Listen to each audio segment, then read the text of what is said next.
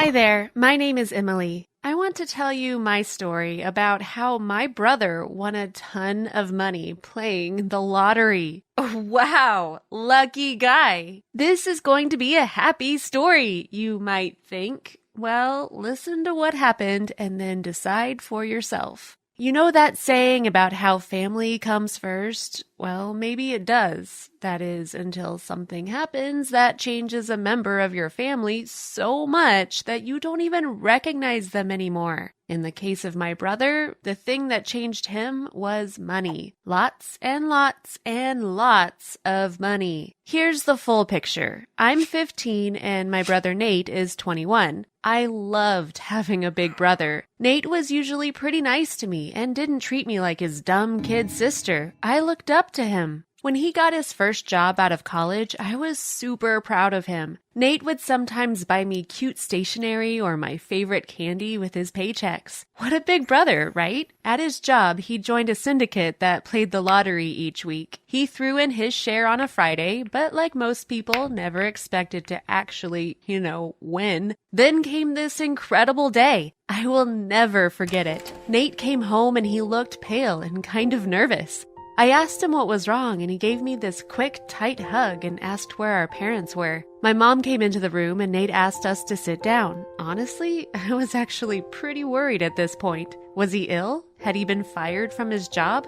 I could never have guessed what Nate was about to tell us. "I've won some money," he said. "The syndicate at work. We won the lottery. It's almost $1 million.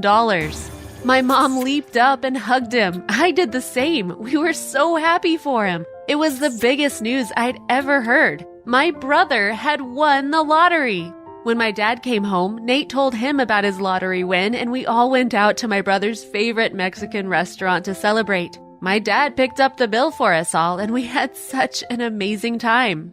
In fact, that evening was pretty much the last time we all had fun like that together. The thing is, almost straight away, Nate got weird about his money. My mom wondered if he would want to move out of home and find his own place, but he didn't. That wasn't a problem, but when my mom and dad asked my brother to contribute towards the food bills or something, he got resentful about it. And then, boom! I mean, literally, the family car finally gave up.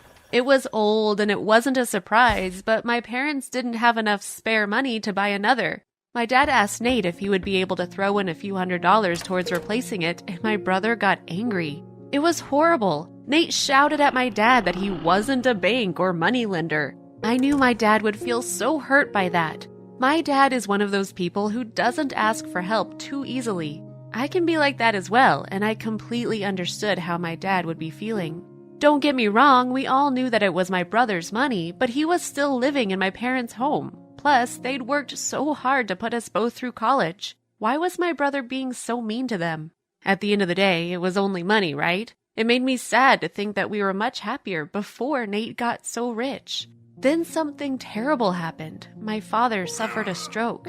No kidding, it was so frightening. I was scared that he might die. Thank God that he made a pretty good recovery, although he couldn't get around the house so easily. The major issue was that he wasn't able to climb the stairs. My mom said that we had two options, fit a downstairs bathroom or get a chairlift to help him up and down the stairs. The problem is that either one of those options would cost a few $1,000s, and like I said, my mom and dad do okay, but they aren't exactly rolling in spare money.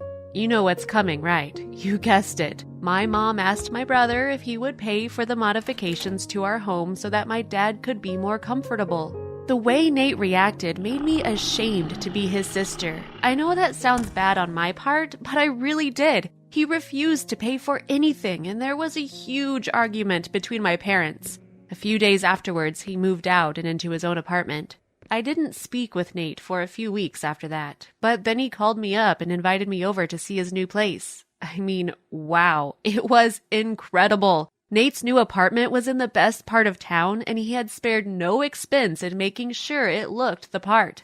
He had a top-of-the-range television, gym equipment, and had filled his wardrobe with designer clothes. I'm only human. I was kind of impressed at all the stuff he had, and I guess I even felt a little envious. But then I got to thinking about my dad. Our dad.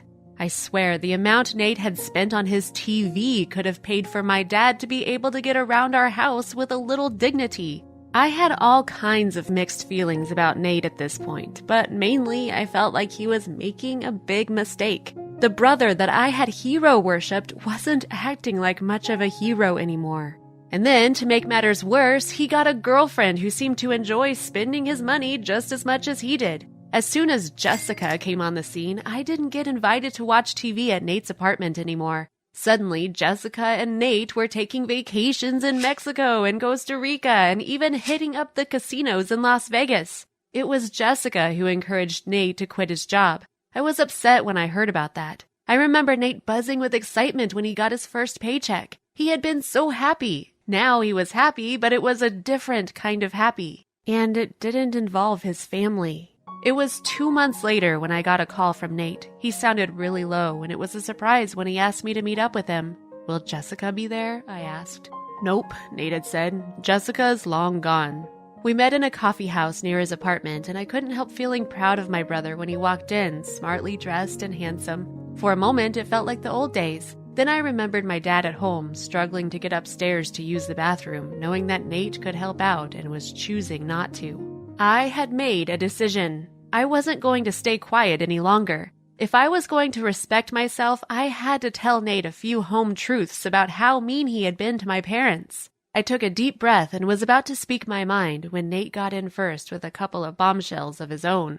His lottery win had been pretty big, but so was the rent on that slick apartment. With the no-expense-spared vacations, designer clothes, an insanely expensive car, and, surprise, surprise, presents for Jessica, over half of Nate's winnings were already gone. Nate had told Jessica that he was going to ask for his old job back, find a cheaper place to live, and try to hang on to what was left of his money. It turned out that Jessica wasn't too happy about that news, and as soon as she got wind that there would be no more first-class flights to Aruba, she was out of there. I felt sorry for him, but he'd brought it all on himself. Dad, on the other hand, hadn't. I felt my old anger rise again. You could have afforded to help Mom and Dad, but you chose not to. But you're happy to waste money on cars and diamond earrings? Yeah, I'd seen them. For a girl who was only interested in you when you were spending money on her? Nate started to speak. He wasn't used to me talking to him like this, but I cut right across him. You know that you've hurt Mom and Dad so much, but they still love you. They would never turn their backs on you. I looked up to you, Nate, but not anymore. I figured my big brother would always be the good guy, but you're not. I saw Nate flinch at this. I knew that, deep down, he sees himself as the good guy. He wants to be the good guy. He's no better than Jessica, getting his head turned by being rich and forgetting about what makes a decent person. I stood up to leave, and Nate immediately reached for his wallet. "Forget it, Nate. I can buy my own coffee," I said as I left. I walked slowly, hoping that Nate would run to catch up with me, but he didn't. Maybe some of what I said hit home, maybe not. I guess time would tell. But guess what? Within days, everything had changed again. Nate moved into a cheaper apartment and managed to get his old job back. He sent Mom and Dad a check for enough money to get the house fixed up. I know this sounds like a happy ending, but it's not the ending. It's just where we are right now. He's patched up the rift, but I've seen a different side of Nate. I know he isn't as strong as I thought he was. He's capable of making bad decisions and treating the people that love him badly. Look, I don't want to be the voice of doom, but I just have this feeling that it could all happen again. Nate still has a stack of money in the bank, and I guess it's true that money can change people. What if Jessica appears on the scene again? What if he has a bad day at work and gives up his job because right now he can afford to bankroll himself? I swear I can see a day when the money runs out. I don't even think it will be that long before it does, unless Nate figures out for himself what his weaknesses are. There comes a point when you can't help someone, though. Is he happier now than before he won the lottery? I really don't think so. But he is a lucky guy. Not because he won all that money, but because when it's gone, I'll still be here. So will Mom and Dad. There'll be all kinds of emotions to handle, but there'll still be love. No matter what, we'll love him. His bank balance isn't his safety net. We are.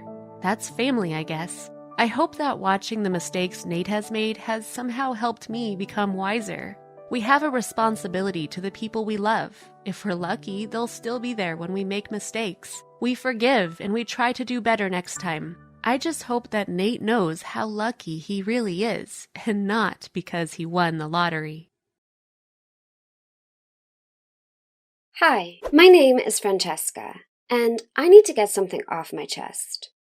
I never thought watching an old tape would change my life forever, but it did. And now I can't ever go back. But that's not the beginning of the story. Not really. So let me fill you in on everything. Growing up, I was a daddy's little girl. I never had the best relationship with my mom. She's always been so bossy. It's super annoying.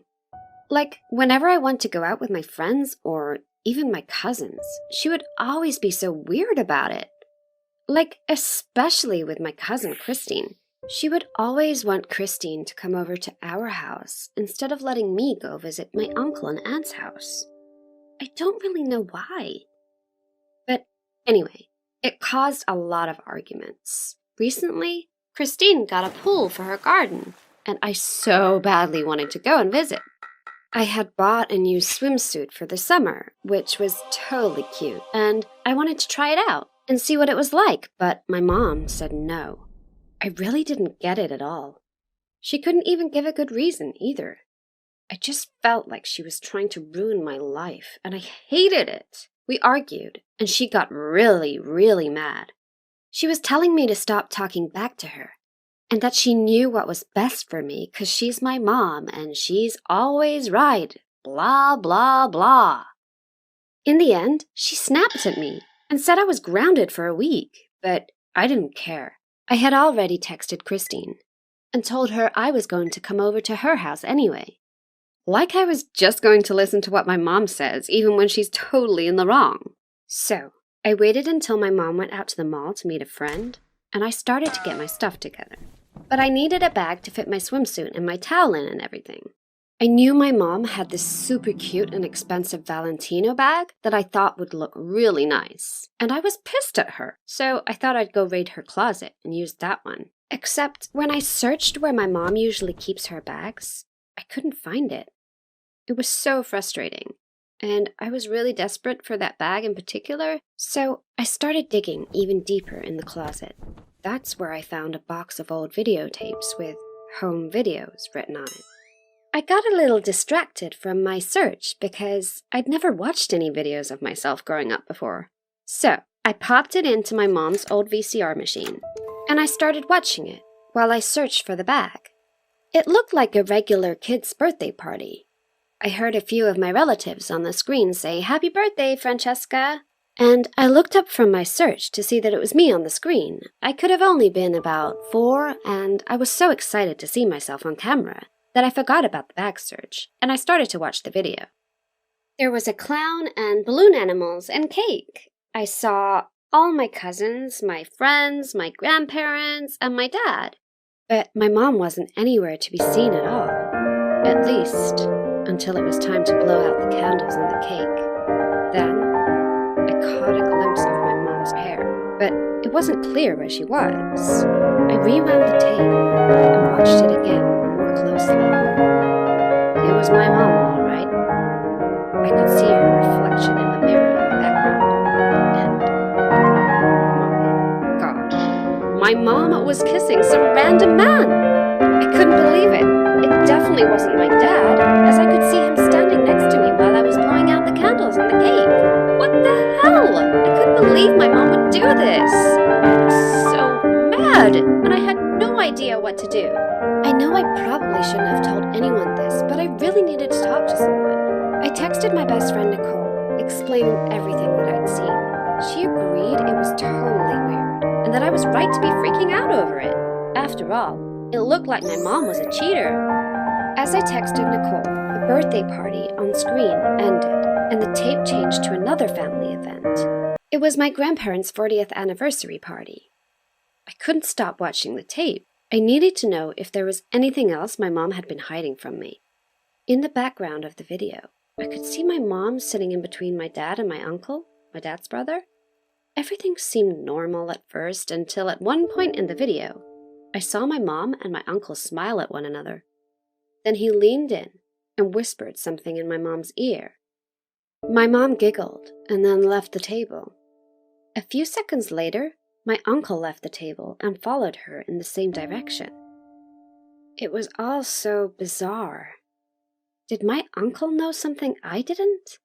What were they doing together at my grandparents' anniversary party? Did he know about my mom cheating on my dad?